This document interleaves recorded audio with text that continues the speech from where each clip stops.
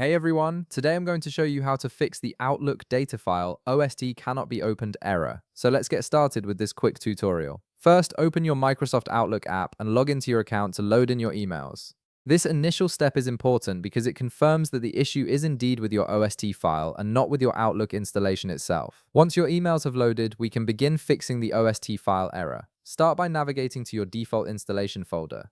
If you installed Microsoft Office in the default location, head to your C drive. From there, open the Program Files folder. Within this folder, look for the Microsoft Office folder and click to open it. Inside the Microsoft Office folder, you'll see a folder labeled Root. Open this folder to continue. Next, you'll find an Office 16 folder. Click on it to access its contents. Within this Office 16 folder, look for an application called Scan PST.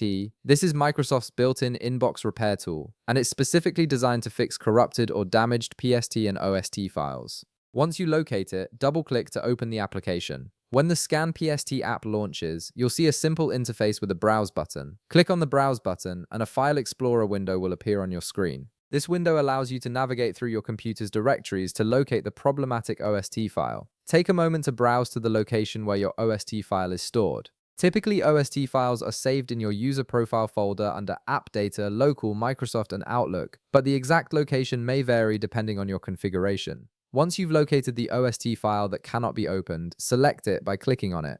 This tool is designed specifically to repair corrupted OST or PST files from your Outlook, making it the go-to solution for this type of error. After selecting the file, click the Open button to confirm your selection. The file path will now appear in the Scan PST window.